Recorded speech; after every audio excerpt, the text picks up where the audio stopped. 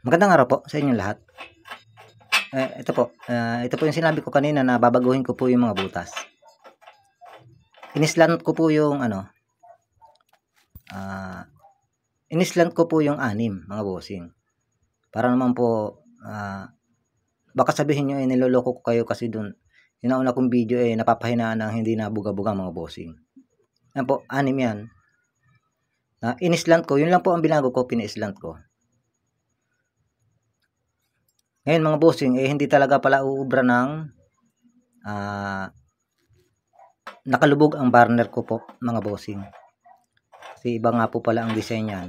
Ang gusto pala niyan po ay labas po. Para po makokontrol po ng mabilis mga bossing. Napapakita ko po sa inyo ng inislant ko na ganun pa rin, may nahinga pa rin.